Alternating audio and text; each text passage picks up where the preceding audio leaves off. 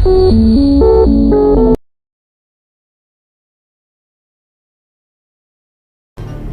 പറ്റില്ല തനു. ഇത് എന്നെ കൂടി സമ്മതിക്കുന്ന കാര്യമായതുകൊണ്ട് തന്നെ എനിക്ക് മറുപടി പറയാം. വിഷ്ണുവിനെ ഓർത്തുള്ള ടെൻഷനിൽ ഇതുകൂടിയായതും ഗൗരിയും ആകെ വല്ലാത്തൊരു മാനസികാവസ്ഥയിൽ എത്തിച്ചേർന്നിരുന്നു. അതുകൊണ്ട് തന്നെ തനുവിന്റെ സംസാരം വല്ലാതെ ദേഷ്യം പിടിപ്പിക്കുകയാണ് ഉണ്ടായത്. നിന്റെ മറുപടി എനിക്ക് ആവശ്യമില്ല ഗൗരി. എന്റെ കഴുത്തിൽ താലിയിട്ടിയത് എന്നെ ഇഷ്ടമാണെന്ന് പറഞ്ഞൊക്കെ ഈ നിൽക്കുന്ന മനുഷ്യനാ. ഞാനില്ലാതെ ഒരു നിമിഷം പോലും ജീവിക്കാൻ കഴിയില്ലെന്ന് പറഞ്ഞ ഇതേ മനുഷ്യനാ കഴിഞ്ഞൊരു മാസമായിട്ട് എന്നെ വിളിക്കുകയോ സംസാരിക്കുകയോ ചെയ്യാതെ പൂർണ്ണമായിട്ട് അവഗണിക്കുന്നത്. എന്നാൽ ഇയാൾ ദിവസം നിന്നെ വിളിക്കാറുണ്ട്. ഇന്ന് രാവിലെ കൂടെ നിങ്ങളുടെ സംഭാഷണം ഞാൻ കേട്ടതാ. ഇങ്ങനെ അകറ്റി നിർത്താനായിരുന്നെങ്കിൽ പിന്നെ എന്തിനാ സ്നേഹിച്ചെന്ന് ഇയാൾ നിന്നോട് പറഞ്ഞ് ഞാൻ വ്യക്തമായി കേട്ടതാ. പിന്നെ തനുവിന് സംശയമൊന്നുമില്ല. എന്നോടൊന്നും ചോദിച്ചില്ല. ചോദിച്ചാൽ തന്നെ എന്തെങ്കിലും നുണ പറഞ്ഞ അവളെ ഞാൻ ഒഴിവാക്കിക്കോളാം. എന്തായാലും നിങ്ങൾ വരുന്നവരവളോട് ഞാനൊന്നും പറയില്ല. അതൊക്കെ എന്താണെന്ന് വെച്ചാൽ ദത്തേടൻ തന്നെ അവളോട് പറഞ്ഞാൽ മതി. ഇത് നീ ഇയാളോട് പറഞ്ഞ വാക്കുകളാ. ഇതിൽ നിന്നൊക്കെ ഞാൻ എന്താണ് മനസ്സിലാക്കേണ്ടത്? വെറൊരു ഫ്രണ്ട്ഷിപ്പാണെന്ന് മാത്രം നിങ്ങൾ എന്നോട് പറഞ്ഞുകളയല്ലേ? ആൾ പരിഹാസത്തോടെ പറഞ്ഞു. ദത്തനും ഗൗരിയും അവളെ എങ്ങനെ പറഞ്ഞു മനസ്സിലാക്കുന്നറിയാതെ വലഞ്ഞു. അതെ തനു, വേണ്ട, നീ ഒന്നും പറയേണ്ട ഗൗരി. എനിക്ക് നിന്നോട് സംസാരിക്കാനൊന്നുമില്ലെന്ന് ഞാൻ പറഞ്ഞു കഴിഞ്ഞു. അതുകൊണ്ട് നീ ഇവിടുന്ന് പോകാൻ നോക്ക്.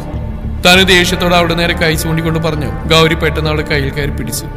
നീ ഇങ്ങനെ വയലന്റ് ആവാ തനു. ഞാനൊന്ന് പറഞ്ഞോട്ടെ? നീ കരുതുന്ന പോലെയൊന്നും നിന്നോട് എനിക്കൊന്ന് സംസാരിക്കാനെന്നല്ലേ ഞാൻ പറഞ്ഞു. ഇറങ്ങി പോടിയെന്നെ മുറിയുന്നു. ഗൗരി എന്തോ പറയാൻ തുടങ്ങിയതും അവളുടെ കൈകൾ കുടഞ്ഞെറിഞ്ഞുകൊണ്ട് തനു അവളുടെ നേരെ അലറി. ഒരു നിമിഷം തനുവിന്റെ കയ്യിൽ നിന്നും ഗൗരിയുടെ കൈകൾ വേർപ്പെട്ടതും ബാലൻസ് കിട്ടാതെ അവൾ നിലത്തേക്ക് വീണുപോയി. ഗൗരി! ദത്തൻ ഞെട്ടിലോടെ അവളുടെ അരികിലേക്ക് ഓടി വന്നു. തനു ഒരു നിമിഷം ഞെട്ടിപ്പോയി. അവളുടെ കയ്യിൽ നിന്നും ഗൗരിയുടെ കൈകൾ വേർപ്പെടുത്താൻ വേണ്ടിയാണ് തനു അവളുടെ കൈകൾ കുടഞ്ഞെറിഞ്ഞത്. എന്നാൽ അവൾ ബാലൻസ് കിട്ടാതെ വീണുപോകുമെന്ന് തനു സ്വപ്നത്തിൽ പോലും കരുതിയില്ല. അവൾ കുറ്റബോധത്തോടെ ഗൗരിയെ നോക്കി നിന്നു. ദത്തൻ തനുവിനെ ഒന്ന് രൂക്ഷമായി നോയിക്കൊണ്ട് ഗൗരിയെ പിടിച്ച് എഴുന്നേൽപ്പിച്ചു. അറിയോ ഓക്കെ ഗൗരി? അവൻ അവളോട് ചോദിച്ചു. അവൾ നടുവിന് കൈയും തായും പിടിച്ചുകൊണ്ട് പതിയൊന്ന് മൂളി. ആ നിമിഷം തന്നെയാണ് ഇവരുടെ ബഹളം കേട്ട് താഴെ നിന്ന് ശ്രീദേവി, രാജേശ്വരി, രാജശേഖരനും കൂടെ മുകളിലേക്ക് കയറി വന്ന്. മോളെ! നടുവിന് പിടിച്ചുകൊണ്ട് നിൽക്കുന്ന ഗൗരിയെ കണ്ട് ശ്രീദേവി ഓടി വന്ന് അവളെ ചേർത്ത് പിടിച്ചു. മോളെ, നിനക്കൊന്നും പറ്റിയില്ലല്ലോ? ആരവളുടെ കൈ മുഖമൊക്കെ പിടിച്ചോ ഇങ്ങോട്ട് ചോദിച്ചു. ഇല്ല ആന്റി, എനിക്ക് കുഴപ്പമൊന്നുമില്ല. തനു കൈവിട്ടോ ബാലൻസ് ഇട്ടില്ല, അങ്ങനെ വീണുപോയതാ. ആൾ പറഞ്ഞു കഴിഞ്ഞതും ശ്രീദേവി തനുവിനെ രൂക്ഷമായി നോക്കി. ശേഷം അവളുടെ അരികിലേക്ക് പാഞ്ഞു വന്ന് അവളുടെ കരണത്തെ ആഞ്ഞടിച്ചു. ഒരു നിമിഷം അവിടെ നിന്നവരെല്ലാം ഞെട്ടിപ്പോയി. ശ്രീദേവിയുടെ ഭാഗത്ത് നിന്ന് ഇങ്ങനെ നീക്കാരും പ്രതീക്ഷിച്ചിരുന്നില്ല. തനു കണ്ണുകൾ മുറുക്കി അടച്ചു നിന്നു. അമ്മ എന്തായി കാണിക്കുന്നത്? നീ മിണ്ടരുത് ദത്ത. ഇനി ഇവൾക്ക് വേണ്ടി നീ ഒരു അക്ഷരം പോലും ശബ്ദിച്ചു പോരുത്. ദത്തനെന്തോ പറയാൻ തുടങ്ങിയതും ശ്രീദേവി എന്റെ നേരെ അലറി. എടി, നിനക്ക് എന്ത് ധൈര്യം ഉണ്ടായിട്ടാടി നീ എന്റെ കുഞ്ഞിന്റെ നേരെ കൈ ഉയർത്തിയേ? ശ്രീദേവി തനുവിന്റെ ഇരു കൈകളിലുമായി പിടിച്ചു വെച്ചുകൊണ്ട് ചോദിച്ചു. തനു ഒന്നും മിണ്ടാതെ തലകുനിച്ച് നിന്നു. അറിയാതെയാണെങ്കിലും തന്റെ ഭാഗത്തു നിന്നുണ്ടായ തെറ്റുകൊണ്ട് തന്നെ ആൾക്കാരുടെ മൗനം പാലിക്കുന്ന വൃത്തിയുണ്ടായിരുന്നുള്ളൂ. ആന്റി, എനിക്ക് കുഴപ്പമൊന്നുമില്ല. തനു മനഃപൂർവ്വം ചെയ്തൊന്നല്ല. അവള് കൈയെടുത്ത് മാറ്റിയപ്പോൾ ഞാൻ വീണുപോയതാ. അതിന്റെ പേരിൽ ഇനി തനുവിനെ കുറ്റപ്പെടുത്തേണ്ട. ശ്രീദേവി തനുവിനെ കുറ്റപ്പെടുന്ന കണ്ട് ഗൗരി വേഗം അവളുടെ അരികിലേക്ക് വന്നുകൊണ്ട് പറഞ്ഞു. നീ ഒന്നും പറയേണ്ട ഗൗരി. നിന്നെ ഇവിടെ എന്താ ചെയ്തെന്ന് ഞാൻ എന്റെ കണ്ണുകൊണ്ട് കണ്ടു തന്നെയാ. അതുകൊണ്ട് നിങ്ങൾ ആരും ഇവൾക്ക് വേണ്ടി എന്നോട് വാദിക്കാൻ വരേണ്ട ആവശ്യമില്ല. ഇവളെ എന്താ ചെയ്യേണ്ടതെന്ന് എനിക്കറിയാം. ഇനി ഒരു നിമിഷം പോലും ഇവിടെ നിർത്താൻ പറ്റില്ല. വിഷാ ഇവള്. ഇവളുടെ ചെറിയമ്മയെ പോലെ തന്നെ കൂട്ടും വിഷം. വർദ്ധിച്ച പകയോടെ അവർ തനുവിന്റെ മുഖത്തോയും കൊണ്ട് പറഞ്ഞു. അവളുടെ കണ്ണുകൾ ദത്തിന്റെ നേർക്ക് നീണ്ടു. തനിക്ക് വേണ്ടി അവൻ എന്തെങ്കിലും പറയുമോ എന്ന് അറിയാനായി. അമ്മ തനു മനഃപൂർവ്വം ചെയ്തില്ലെന്ന് ഗൗരി പറഞ്ഞില്ലേ, പിന്നെ എന്താ അമ്മയുടെ പ്രശ്നം? അവളുടെ നോട്ടത്തിന്റെ അർത്ഥം മനസ്സിലായതുപോലെ ദത്തൻ ശ്രീദേവിയുടായി ചോദിച്ചു. ഇവളിത് മനഃപൂർവ്വം ചെയ്തന്നെയാ. ഈ മുറിയിൽ നിന്ന് ഇറങ്ങിപ്പോടിയെന്ന് പറഞ്ഞ് ഗൗരി മോളെ ഇവളെ പിടിച്ചളന്ന് ഞാൻ എന്റെ കണ്ണുകൊണ്ട് കണ്ടതാ. അതിൽ കൂടുതൽ തെളിവുകളൊന്നും എനിക്ക് വേണ്ട. അതുകൊണ്ട് നിങ്ങൾ ആരും ഇവിടെ ന്യായീകരിക്കാനായി എന്റെ അരികിലേക്ക് വരണ്ട. ഇനി ഒരു നിമിഷം പോലും ഇവിടെ ഈ വീട്ടിൽ ഞാൻ നിർത്തില്ല. അവസരം കിട്ടിയാൽ നമ്മൾ ഓരോരുത്തരെയും കൊല്ലാൻ പോലും ഇവിടെ മടിക്കില്ല. അതാണല്ലോ പാരമ്പര്യം. അപ്പോഴേക്കും രാജേശ്വരി ഓടി വന്ന് അവളെ ചേർത്ത് പിടിച്ചു. ഏടത്തി മതി. ഒരവസരം വന്നപ്പോൾ ഏടത്തി അതിനെ മുതലെടുക്കാൻ ശ്രമിക്കരുത്. അതുപോലെ ഏടത്തിക്ക് തനുവിന് ഇഷ്ടമെന്ന് കരുതി അവളോട് എന്തും പറയാനൊന്നും കരുതരുത്. ദത്തന്റെ ഭാര്യയാണ് ഇവള്. അത് ഏടത്തി പലപ്പോഴും മറന്നു പോകുന്നു. ശ്രീദേവിയുടെ സംസാരം ഇഷ്ടപ്പെടാതെ രാജേശ്വരി ദേഷ്യത്തോടെ പറഞ്ഞു. നീ എന്തിനാ രാജി ഇവളെ സപ്പോർട്ട് ചെയ്യുന്നത്? നമ്മുടെ ശത്രുവിന്റെ മകളാ ഇവള്. അവര് നമ്മളോട് ചെയ്തതിന് പ്രതികാരം ചെയ്യാൻ വേണ്ടി മാത്രമാ നമ്മൾ ഇവിടെ ഇങ്ങോട്ട് കൊണ്ടുവന്നു തന്നെ. അല്ലാതെ ഇവിടെ കെട്ടിലമ്മയായിട്ട് വാഴിക്കാറല്ല. അതുകൊണ്ട് നീ ഇവിടെ കാര്യത്തിൽ കൂടുതൽ ഇടപെടേണ്ട രാജി. അതുവരെ മിണ്ടാകുന്ന രാജശേഖരൻ പറഞ്ഞു. രാജി അയാളെ ദയനീയതയോടെ നോക്കി. ദത്തിനും മറുപടിയൊന്നും ഉണ്ടായിരുന്നില്ല. അങ്ങനെ അല്ലെന്ന് ഉറക്കെ വിളിച്ചു പറയാൻ തോന്നിയെങ്കിലും അവന്റെ നാവ് അനങ്ങിയിരുന്നില്ല. അവൻ നിസ്സായതയോടെ അവരെ നോക്കി നിന്നു. ഇനി ഒരു നിമിഷം പോലും നീ ഇവിടെ നിൽക്കാൻ പാടില്ല. ഈ നിമിഷം തന്നെ ഇവിടുന്ന് ഇറങ്ങണം. നീ പാടി ഇവിടെ. അതും പറഞ്ഞുകൊണ്ട് ശ്രീദേവി തനുവിന്റെ കയ്യിൽ പിടിച്ചു വലിച്ചുകൊണ്ട് താഴേക്ക് പോയി. അമ്മ എന്താ ഈ കാണിക്കുന്നത്? ഏടത്തി, അവള് വീട്ട്. ആന്റി, തനു തെറ്റൊന്നും ചെയ്തിട്ടില്ല. 3 പേര് അവരുടെ പിന്നാലെ ചെന്ന് തനുവിനെ വിടാൻ പറഞ്ഞുവെങ്കിലും ശ്രീദേവി അതൊന്നും വകവെക്കാതെ ആളെ പിടിച്ചുകൊണ്ട് പുറത്തേക്ക് പാഞ്ഞു. ദത്തന്റെ താലി അണിഞ്ഞുകൊണ്ട് നീ ഇവിടെ വന്ന് കയറിയ സമയം മുതൽ ഓരോ നിമിഷവും ഞാൻ ഒരുക്കിക്കൊണ്ടിരിക്കുകയായിരുന്നു. നിന്റെ മുഖം കാണുന്ന ഓരോ നിമിഷവും രേവതി എന്ന പിശാചിനോട് തോന്നിയ വെറുപ്പെന്നിൽ അധികരിച്ചുകൊണ്ടിരിക്കുകയായിരുന്നു. ഇനിയും എനിക്കിങ്ങനെ ഉരുകി തീരാൻ കഴിയില്ല. ചിലപ്പോൾ നിന്നോടുള്ള വെറുപ്പ് കാരണം ഞാൻ നിന്നെ കൊല്ലാൻ പോലും മടിക്കില്ല തനുശ്രീ. അതുകൊണ്ട് ഇനി ഒരു നിമിഷം പോലും നീ ഇവിടെ നിൽക്കാൻ പാടില്ല. ഇറങ്ങി പോടി എന്റെ വീട്ടിൽ നിന്ന്.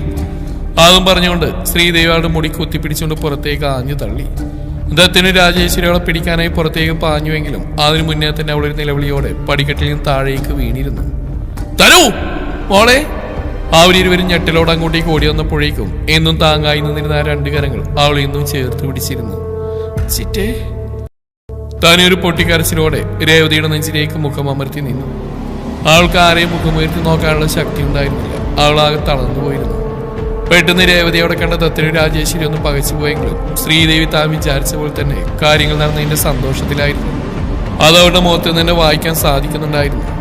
രേവതി തനുവിന്റെ നെറുകയിലൂടെ തലോടിക്കൊണ്ട് കത്തുന്ന കണ്ണുകളോടെ അവിടെ നിന്ന് ഓരോരുത്തരെയും നോക്കി. ആ നോട്ടത്തിന്റെ അവസാനം ആളുടെ കണ്ണുകൾ ശ്രീദേവിയുടെ മുഖത്ത് തങ്ങി നിന്നു. ഒരു നിമിഷം പഴയ ഓർമ്മകൾ പലതും ആളുടെ മനസ്സിലേക്ക് ഇരച്ചേറിക്കൊണ്ടിരുന്നു. വർദ്ധിച്ച ദേഷ്യത്തോടെ അവൾ ഒരിക്കൽ കൂടി ആ പടികൾ ചവിട്ടി കയറി. ശേഷം ശ്രീദേവിയുടെ മുന്നിലേക്ക് വന്ന് അവളുടെ കാരണത്ത് ആഞ്ഞടിച്ചു. ഒരു നിലവിളിയോടെ അവർ നിലത്തേക്ക് വീഴാൻ പോയതും അടുത്തുനിന്ന് രാജശേഖരൻ അവനെ ചേർത്ത് പിടിച്ചു. എന്ത് ധൈര്യം ഉണ്ടായിട്ടാടി നീ എന്റെ കുഞ്ഞിന്റെ നേർക്ക് കൈ ഉയർത്തിയത്? രാജശേഖരനോട് ചേർന്ന് നിന്ന ശ്രീദേവിയുടെ കവിളിൽ കുത്തിപ്പിടിച്ചുകൊണ്ട് രേവതി അലറി. ആ നിമിഷം അവൾ മകൾക്ക് വേണ്ടി പോരാടുന്ന ഒരമ്മ മാത്രമായിരുന്നു. തന്റെ മുന്നിൽ അഗ്നിയെരിയുന്ന കണ്ണുകളോട് നിൽക്കുന്ന രേവതിയെ നോക്കാൻ കഴിയാത്തവണ്ണം ശ്രീദേവിയുടെ കണ്ണുകൾ നീറിപ്പുകഞ്ഞു. ആളുടെ കൈകൾ കവിളിൽ മുറുകുന്നതിനനുസരിച്ച് ശ്രീദേവിയുടെ കണ്ണുകൾ നിറഞ്ഞൊഴുകിക്കൊണ്ടിരുന്നു. ആളുടെ കൈകൾക്ക് കാരിരുമ്പിന്റെ ശക്തി ഉണ്ടെന്ന് ആ നിമിഷം അവർക്ക് തോന്നിപ്പോയി. ആരിൽ നിന്നൊരു ആർത്തനാദം പുറത്തേക്ക് വന്നും രാജശേഖരൻ പെട്ടെന്ന് രേവതിയുടെ കയ്യിൽ നിന്ന് ശ്രീദേവിയെ മോചിപ്പിച്ചു. ദേവി! അയാൾ അവിടെ കവിളും കഴുത്ത് ഒഴിഞ്ഞുകൊടുത്തോണ്ടിരുന്നു. അമ്മേ! ദത്തിന് ഓടി വന്ന് അവരെ ചേർത്ത് പിടിച്ച്. ആ കാഴ്ച നിസ്സംഗതയോടെ നോക്കി നിൽക്കാൻ മാത്രമേ തനുവിന് സാധിച്ചുള്ളൂ. ഈ നിമിഷം വരെ തന്നെ ഒന്ന് ചേർത്ത് പിടിക്കാൻ അവന് തോന്നിയില്ലല്ലോ എന്ന് ആൾ വേദനയോടെ ഓർത്തു. മനസ്സിൽ തോന്നി തുടങ്ങി അവനോടുള്ള പ്രണയത്തിന് എന്തൊക്കെയോ വിള്ളലുകൾ വീഴുന്ന പോലെ. ആൾ കണ്ണുകൾ മുറുക്കി അടച്ചുകൊണ്ട് നിറഞ്ഞു വന്ന കണ്ണുനീരിനെ ഒഴുക്കാൻ വിട്ടു. അപ്പോഴും ശ്രീദേവിയെ തന്നെ രൂക്ഷമായി നോക്കിക്കൊണ്ട് നിൽക്കുകയായിരുന്നു രേവതി. വർഷങ്ങളായി കെട്ടിക്കിടന്ന പക അവളുടെ മുഖത്ത് തെളിഞ്ഞു നിൽക്കുന്ന അവിടെ നിന്ന് ഓരോരുത്തരെയും കണ്ണിൽ പതിഞ്ഞു. രേവതി! പെട്ടെന്ന് രാജശേഖരന്റെ ശബ്ദം കേട്ടതും ആൾ മുഖമുയർത്തിയ ആളെ നോക്കി. എന്താ നിന്റെ ഉദ്ദേശം? ഇനി ഇവളെയും കൊല്ലാൻ വല്ല പ്ലാനുണ്ടോ? ആദ്യം നീ എന്റെ സൂര്യന്റെ ജീവനും ജീവിതവും നശിപ്പിച്ചു. ഇപ്പൊ നിനക്ക് എന്റെ പെണ്ണിന്റെ ജീവൻ കൂടി വേണോ? അയാൾ ചോദിച്ചതും രേവതി കണ്ണുകൾ കുറുക്കിക്കൊണ്ട് അയാളെ നോക്കി. ഞാനാണോ രാജശേഖര നിന്റെ സൂര്യന്റെ ജീവിതം നശിപ്പിച്ച്? മനക്കലുകാരും സൂര്യമംഗലത്തുകാരും ചേർന്ന് എന്റെ ജീവിതമല്ലേ നശിപ്പിച്ച് കളഞ്ഞ്.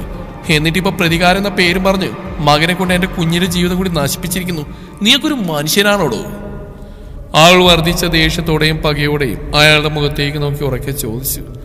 ആളുടെ ആ ചോദ്യത്തിന് അയാൾക്ക് മറുപടി ഉണ്ടായിരുന്നില്ല.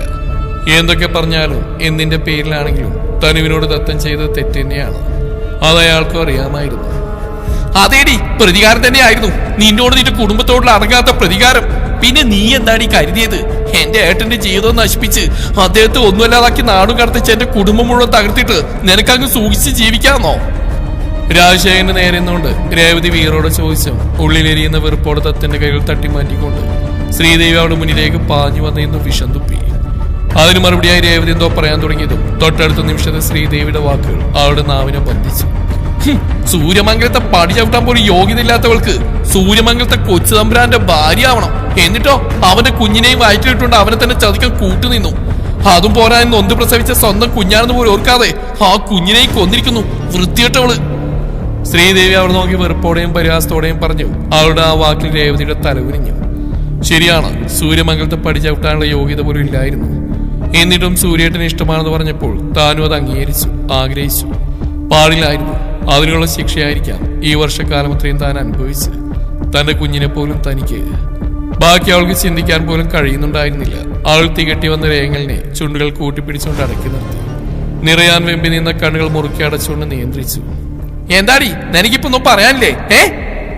ആൾ മൗനമായി നിൽക്കുന്ന കണ്ട് ശ്രീദേവി അവളുടെ തോളിൽ പിടിച്ചുകൊണ്ട് പിന്നിലേക്ക് ആഞ്ഞു തള്ളിക്കൊണ്ട് ചോദിച്ചു. ചിറ്റേ! ശ്രീദേവിയുടെ തളയിൽ വീഴാൻ പോയവളെ തനു പിന്നിൽ നിന്ന് മുറുകെ പിടിച്ചു. ഓ, നീ അന്ന് ചതിച്ച എന്റെ ഏട്ടന് മാത്രം ആയിരുന്നില്ലടി, ഒരു കുടുംബത്തെ തന്നെയായിരുന്നു. കൂടെ പിറപ്പിനെ പോലെ നിന്നെ സ്നേഹിച്ച നിന്റെ കൂട്ടുകാരിയായിരുന്നു, അറിയോ നിനക്ക്? വീണ്ടും അവളുടെ മുന്നിലേക്ക് കയറിയുന്നോട് ശ്രീദേവി ദേഷ്യത്തോടെ ചോദിച്ചു. രേവതിയുടെ കണ്ണുകൾ രാജേശ്വരിയെ തേടിപ്പോയി. കണ്ണുകൾ മുറുക്കി അടച്ച് മുഷ്ടിയുരുട്ടി തലകുനിച്ചുകൊണ്ട് നിൽക്കുകയാണ് അവൾ. നഷ്ടപ്രണയത്തിന്റെ ഓർമ്മയിലായിരിക്കണം അവൾ ആ നിമിഷം എന്ന് രേവതിക്ക് തോന്നി. അവൾ നിർവികാരതയോടെ അത് നോക്കി നിന്നു. രാജേശ്വരി മനക്കൽ തറവാണ്ട് രാജകുമാരി ആയിരുന്നു അവള്. ഇപ്പൊ കണ്ടോ, സൂര്യനാരായണ പ്രണയിച്ചു എന്നൊരൊറ്റ കാരണം കൊണ്ട് ഒരു ജീവിതം പോലും ഇല്ലാത്ത ആ മറ്റുള്ളവർക്ക് ഒരു ബാധ്യയാണെന്ന് സ്വയം കരുതി ഇന്ന് ഈ തറവാടിന്റെ അകത്തളത്തിൽ ഒരു വിധവയെ പോലെ കഴിയുന്നു. രേവതിയെ നോക്കി വീറോട് ഓരോന്നും പറയുമ്പോൾ ഇത്രയും നാൾ മനസ്സിലടക്കി വെച്ചിരുന്ന അവളോടുള്ള പക മുഴുവൻ അവർ പുറത്തേക്ക് തുപ്പി. ഒന്നിനും മറുപടി ഉണ്ടായിരുന്നില്ല രേവതിക്ക്. ശ്രീദേവി പറയുന്നതിലധികവും സത്യം തന്നെയായിരുന്നു. സൂര്യനാരായണനെ പ്രണയിച്ചു പോയി എന്ന ഒരൊറ്റ കാരണം കൊണ്ടാണ് രാജേശ്വരി ഇന്നൊരു വിധവയെ പോലെ ഈ വീടിനുള്ളിൽ കഴിയുന്നത്. അവൾ വേദനയോടെ ഓർത്തുകൊണ്ടിരുന്നു. അതുപോലെ നിനക്കെന്റെ അച്ഛനെങ്ങനെ മരിച്ചെന്നറിയൂ രേവതി? കണ്ണുകൾ നിറച്ചുകൊണ്ടുള്ള ശ്രീദേവിയുടെ ചോദ്യത്തിന് രേവതി അവൾ നിർവികാരതയോടെ നോക്കുന്നതേയുള്ളൂ. രാമായണത്തിലെ ദശരഥനെ പോലെ പുത്രദുഃഖത്താൽ നേറിയ എന്റെ അച്ഛൻ മരിക്കുന്നത് ഒന്ന് എഴുന്നേറ്റിരിക്കാൻ പോലും കഴിയാതെ തളർന്നു കിടന്ന ആ മനുഷ്യൻ അവസാന കാലത്ത് സ്വന്തം മകനോട് നോക്ക് കാണാൻ മാത്രം കൊതിച്ചിരുന്നു, അറിയൂടി നിനക്ക്? ശ്രീദേവിയുടെ വാക്കുകളിൽ വേദനയും ദേഷ്യവും ഒരുപോലെ അലയടിച്ചുകൊണ്ടിരുന്നു. ഇന്നും അറിയില്ല എന്റെ ഏട്ടൻ എവിടെയുണ്ടെന്ന്, ജീവനോട് ഉണ്ടോന്ന് പോലും അറിയില്ല. അതിനൊക്കെ കാലം നീയല്ലേ, നീ ഒറ്റ ഒരുത്തി. നിനക്കെന്റെ ഏട്ടന്റെ കുഞ്ഞിനെ ഇങ്ങനെ കൊല്ലാൻ ഞങ്ങൾക്ക് തന്നുകൂടായിരുന്നോ? എങ്കിലും എന്റെ ഏട്ടൻ ഞങ്ങൾ വിട്ടുപോയിരിക്കായിരുന്നല്ലോ. നീ ഏട്ടന്റെ കുഞ്ഞിനെ കൊന്നുകളഞ്ഞോർത്ത് സങ്കടം സഹിക്കാൻ വയ്യാതെയാണ് എന്റെ ഏട്ടൻ ഈ നാടും വീടും വിട്ടു പോയത്, അറിയോടി നിനക്ക്? ഇത്രയൊക്കെ ഞങ്ങളോട് ചെയ്തു കൂട്ടിയ നിന്നെ ഞങ്ങൾ വെറുതെ വിടുന്ന കരുതിയോ നീ? ഈ വർഷങ്ങൾ അത്രയും ഒരു അവസരത്തിനായി ഞങ്ങൾ കാത്തിരിക്കായിരുന്നടി. ആദ്യം ദുഃഖത്തോടെയും അതിനുശേഷം അതീവ ദേഷ്യത്തോടെയും അവൾ രേവതിയുടെ നേരെ ചീറിക്കൊണ്ട് ചെന്നു. ഇപ്പൊ നിനക്ക് വിഷമം തോന്നില്ലേ? സങ്കടം സഹിക്കാൻ കഴിയാതെ മരിച്ചു കളഞ്ഞാലെന്ന് പോലും തോന്നില്ലേ? വർഷങ്ങൾക്ക് മുമ്പ് ഞങ്ങളുടെ അവസ്ഥ ഇതന്നെയായിരുന്നടി. എന്റെ ഏട്ടന്റെ തകർന്നുള്ള നിൽപ്പ് കണ്ടപ്പോ, സ്വന്തം മകനൊരു നോക്ക് കാണാൻ പോലും കഴിയാതെ തളർന്നു വീണുപോയ അച്ഛന്റെ അവസ്ഥ കണ്ടപ്പോ, മകന്റെയും ഭർത്താവിന്റെയും വേർപാടിലും മനം തൊത്ത് ഒരു മുറിയിൽ തന്നെ അടച്ചുകൂട്ടിരിക്കുന്ന പെറ്റമ്മയുടെ അവസ്ഥ കണ്ടപ്പോഴേക്കും മരിച്ചു പോയിരുന്നെങ്കിൽ ഞാനും ചിന്തിച്ചിരുന്നു. എന്നാൽ അവിടെ നിന്നും എന്റെ മരണമല്ല നിന്റെ തകർച്ചയാണ് കാണേണ്ടെന്ന് ഞാൻ മനസ്സിലാക്കിയത് എന്റെ മകൻ വളർന്നു വലുതായപ്പോഴാ. പ്രതികാരത്തിലായി നിന്റെ വളർത്തുമകളെ അവൻ താരി കെട്ടിക്കൊണ്ട് വന്നപ്പോഴാ. ഇവളെ ഇവൻ ഉപദ്രവിക്കുന്നുണ്ട് ആദ്യം കുറച്ച് കുറ്റബോധം തോന്നിയിരുന്നെങ്കിലും നിന്റെ മുഖം ഓർക്കുമ്പോഴൊക്കെ ഞാനതൊക്കെ മറക്കാറാ പതിവ്. അത്രക്ക് വെറുപ്പാ എനിക്ക് നിന്നോട് നിന്റെ കുടുംബത്തിനോടും, അറിയോടി നിനക്ക്? ശ്രീദേവി അലറിക്കൊണ്ട് അവളോടായി പറഞ്ഞു. മതി, നിർത്ത്. പെട്ടെന്ന് രാജേശ്വരിയുടെ ഉയർന്ന ശബ്ദം കേട്ടതും എല്ലാവരും ഞെട്ടലോടെ തിരിഞ്ഞു നോക്കി. ഇരുകൈകളും ചെവിക്ക് മീതെ വെച്ച് പൊത്തിപ്പിടിച്ചുകൊണ്ട് കണ്ണുകൾ മുറുക്കിയടച്ച് വല്ലാത്തൊരു ഭാഗത്ത് നിൽക്കുന്ന രാജേശ്വരിയെ രേവതിയും ശ്രീദേവിയും ദത്തനും തനു ഉൾപ്പെടെ എല്ലാവരും അത്ഭുതത്തോടെ നോക്കി നിന്നു. ഇതേ സമയം മനക്കൽ തറവാടിന്റെ പടിപ്പുരമുറ്റത്ത് മുംബൈ രജിസ്ട്രേഷനുള്ള ഒരു വെളുത്ത കാർ വന്ന് നിന്നു. അതിൽ നിന്നും ആരോഗ്യ ദൃഢഗാത്രനായ ഒരു മധ്യവയസ്കൻ ഡോർ തുറന്ന് പുറത്തേക്ക് ഇറങ്ങി. അയാളുടെ കാൽപാദങ്ങൾ ആ മണ്ണിലമർന്നു. എവിടെ നിന്നോ ഒരു ഇളം കാറ്റ് അയാളുടെ ശരീരത്തിൽ വന്ന് തട്ടി തലോടിക്കൊണ്ടിരുന്നു. പ്രായം ഏകദേശം 50 വയസ്സിന് മേലുണ്ടെങ്കിലും കാഴ്ചയിൽ 40 പോലും പറയില്ല. വ്യായാമം ചെയ്ത ജിം ബോഡിയും ഉറച്ച മസിലുകളും അയാളുടെ സൗന്ദര്യത്തെ എടുത്ത് കാണിക്കുന്നുണ്ടായിരുന്നു. ബ്ലാക്ക് ജീൻസും ബ്ലൂ കളർ ഷർട്ടുമായിരുന്നു അയാളുടെ വേഷം. വെട്ടിയൊതുക്കിയ താടിയിലും മുടിയിലും ഇടയ്ക്കിടെയായി കാണുന്ന വെളുത്ത മുടിയഴകൾ അയാൾക്കൊരു സോൾട്ട് ആൻഡ് പെപ്പർ ലുക്ക് കൊടുത്തിരുന്നു. തിളങ്ങുന്ന കണ്ണുകൾക്കിടയിൽ സ്ഥാനം പിടിച്ചിരുന്ന സ്പെക്സ് അയാൾ ഒന്നുകൂടി അമർത്തി വെച്ചുകൊണ്ട് ആ തറവാടിനെ ഒന്നാകെ ഒന്ന് വീക്ഷിച്ചു. ആ നിമിഷം അയാളുടെ കണ്ണുകളിൽ വല്ലാത്തൊരു തിളക്കം കാണാൻ കഴിഞ്ഞു. എന്തൊക്കെയോ നേടിയെടുക്കാൻ വന്നവന്റെ സന്തോഷ തിളക്കം. ഉറച്ച കാൽവെപ്പുകളോടെ അയാൾ ആ പടിപ്പുര വാതിൽ കടന്ന് അകത്തേക്ക് കയറിയതും ഒരു നിമിഷം അങ്ങനെ തന്നെ നിന്നുകൊണ്ട് അയാൾ ആ മണ്ണിന്റെ ഗന്ധമൊന്ന് ശ്വസിച്ചു. വർഷങ്ങൾക്ക് ശേഷം ആ മണ്ണിനെ തൊട്ടറിഞ്ഞുകൊണ്ട് അവനൊന്ന് കണ്ണുകൾ മുറുക്കി അടച്ചു. ശേഷം പതിയെ ഒന്ന് പുഞ്ചിരിച്ചുകൊണ്ട് അവൻ മിഴികൾ തുറന്നു. ഒരിക്കൽ നഷ്ടങ്ങളുടെ കണക്ക് പുസ്തകമേറി ആ നാടിനെയും വീടിനെയും ഉപേക്ഷിച്ചു പോയവൻ സൂര്യനാരായണ വർമ്മ. ഒരിക്കൽ നഷ്ടപ്പെടുത്തിയതൊക്കെയും തിരികെ നേടണമെന്ന് ഉറച്ച തീരുമാനത്തോടെ സൂര്യൻ ആ തറവാട് മുറ്റത്തേക്ക് കാലുകുത്തി. ഓരോ ചൂടുപ്പിലും അവന്റെ കണ്ണുകൾ വർഷങ്ങൾക്ക് ശേഷമുള്ള തറവാടും പരിസരവും വീക്ഷിച്ചുകൊണ്ടിരുന്നു. മുറ്റം കടന്ന് ഉമ്മറവാതിൽക്കിലെത്തിയതും വീടിനുള്ളിൽ നിന്ന് ആരുടെയൊക്കെ അലർച്ചയും അടക്കി പിടിച്ച കരച്ചിലുകളൊക്കെ കേൾക്കുന്നുണ്ടായിരുന്നു. അവൻ സംശയത്തോടെ നെറ്റി വിളിച്ചുകൊണ്ട് ഉമ്മറപ്പടിയിലേക്ക് കാലെടുത്ത് വെച്ചു. പെട്ടെന്നകത്തിന്ന് രാജേശ്വരിയുടെ കരച്ചിലോടുകൂടിയ ശബ്ദം കേട്ടതും അവനും നിന്നു. തുറന്നു കിടന്ന വാതിലൂടെ അകത്തേക്ക് ശ്രദ്ധിച്ചും അവിടെ നിൽക്കുന്നവരെ കണ്ട് അവന്റെ കണ്ണുകളൊന്നും വിടുന്നു. രേവു അവന്റെ ചുണ്ടുകൾ മന്ത്രിക്കുമ്പോൾ ആഗ്രഹിച്ച എന്തോ കണ്ടുകിട്ടിയ സന്തോഷത്തിൽ അവന്റെ മനസ്സ് തുടികൊട്ടി. ആ നിമിഷത്തിന്ന് രാജേശ്വരിയുടെ നാവിൽ നിന്ന് വീഴുന്ന വാക്കുകൾ കേട്ട് അവന്റെ കണ്ണുകളൊന്ന് കുറുകി. അകത്തേക്ക് എടുത്തു വെക്കാൻ തുടങ്ങിയ കാലം പുറത്തേക്ക് തന്നെ വെച്ചു. ശേഷം അവർ പറയുന്നത് എന്താണെന്ന് അറിയാനായി അവൻ ആ വാതിലിൽ തന്നെ നിന്നു. മതി, നിർത്തി ഇനിയൊന്നും പറയല്ലേ. ചെയ്യാത്ത തെറ്റിന് ഇനി വാക്കുകൾ കൊണ്ട് അവളെ പ്രേരിക്കില്ലേ? ദൈവം പോലും പൊറുക്കില്ല. നിലത്ത് മുട്ടൂത്തിയിരുന്നുകൊണ്ട് ഇരു കൈകളും കൂപ്പി ശ്രീദേവിയെ നോക്കി യാചനയോടെ പറയുന്ന രാജേശ്വരിയെ കണ്ട് എല്ലാവരും അത്ഭുതത്തോടെ നോക്കി നിന്നു. രാജി, നീ എന്തീ കാണിക്കുന്നേ? അപ്പച്ചി. ശ്രീദേവിയും ദത്തനും അവളുടെ അരിയിലേക്ക് ഓടി വന്നു. ദത്തൻ അവളെ ചേർത്ത് പിടിച്ചു. അവരവന്റെ നെഞ്ചിൽ മുഖാമർത്തിക്കൊണ്ട് പൊട്ടിക്കരഞ്ഞു. ഇനിയും വയ്യ എനിക്ക്, ഇനി ഈ വേദന താങ്ങാൻ കഴിയില്ല എനിക്ക്. കഴിഞ്ഞ 22 വർഷമായിട്ട് ഞാൻ അനുഭവിക്കുന്ന വേദന ഓരോ ദിവസവും ഉരുക്കി കഴിയുകയായിരുന്നു. അവർ പറഞ്ഞതും അവരെല്ലാവരും സംശയത്തോടെ നോക്കി നിന്നു. തനു രേവതിയെ ചേർത്ത് പിടിച്ചുകൊണ്ട് അപ്പച്ചിയെ തന്നെ നോക്കി നിൽക്കുകയായിരുന്നു. നീ എന്തൊക്കെയാ പറയുന്നത് രാജി? കഴിഞ്ഞ 22 വർഷമായിട്ട് നീ എന്ത് വേദന അനുഭവിക്കുന്നതാ? അതിന് മാത്രം നിനക്കെന്താ സംഭവിച്ചു? രാജശേഖരൻ അവളുടെ അരികിലേക്ക് വന്നിരുന്നോണ്ട് ചോദിച്ചു. പറയാം, ഞാനെല്ലാം പറയാം. ഇത്രയും നാൾ ഞാനെല്ലാം ഒളിച്ചു വെച്ചിരുന്നു. ഇനി എന്നെ കൊണ്ട് പറ്റില്ല. മരിച്ചുപോയ ഒരാൾക്ക് ചെയ്തു കൊടുത്ത സത്യത്തിന്റെ പേരിൽ ഇനി ഞാനെല്ലാം മറച്ചു വെച്ച ദൈവം പോലും എന്നോട് പൊറുക്കില്ല. ആൾ നിറകണ്ണുകളോടെ പറഞ്ഞു. എല്ലാവരും കാര്യം എന്തെന്നറിയാതെ അവർ തന്നെ പകച്ചു നോക്കിക്കൊണ്ടിരുന്നു. ഏടത്തി ഇപ്പൊ പറഞ്ഞില്ലേ രേവതി നമ്മുടെ കുടുംബം നശിപ്പിച്ചു എന്ന്? അവള് കാരണമാണ് ഏടത്തിയുടെ അച്ഛൻ മരിച്ചെന്ന്, സൂര്യേട്ടൻ നാട് വിട്ടു പോയതെന്നൊക്കെ രാജേശ്വരി ചോദിച്ചു. ശ്രീദേവി അതേ എന്ന രീതിയിൽ തലയാട്ടി. എന്നാൽ അത് സത്യമല്ല. അവള് നമ്മളോട് യാതൊരു തെറ്റും ചെയ്തിട്ടില്ല. അവൾ നമ്മളെ യാതൊരു തരത്തിലും ചതിച്ചിട്ടില്ല. അവളെ ചതിച്ച് അവളുടെ ജീവിതം നശിപ്പിച്ചു. അവൾക്ക് തോരാ കണ്ണുനീര് നൽകിയൊക്കെ നമ്മുടെ കുടുംബമായിരുന്നു, നമ്മൾ മാത്രമായിരുന്നു. പറഞ്ഞുകൊണ്ട് അവർ പൊട്ടിക്കരഞ്ഞതും അവരെന്താണ് പറയുന്നതെന്ന് മനസ്സിലാവാതെ എല്ലാവരും അവരെ പകച്ച് നോക്കിക്കൊണ്ട് നിന്നു. നീ എന്തൊക്കെയാ രാജീവ് പറയുന്നത്? ഞങ്ങൾക്കൊന്നും മനസ്സിലാവുന്നില്ല, ഒന്ന് വ്യക്തമായി പറയുന്നേ. രാജശേഖരൻ അവളോടായി പറഞ്ഞു. അവൾ ഇരു കണ്ണുകൾ അമർത്തി തുളച്ചുകൊണ്ട് പതിയെ നിലത്തുനിന്ന് എഴുന്നേറ്റു. ശേഷം നടന്നു നിന്ന് തനുവിന്റെ കയ്യിൽ പിടിച്ചിരിക്കുന്ന രേവതിയുടെ മുമ്പിലായി നിന്നു.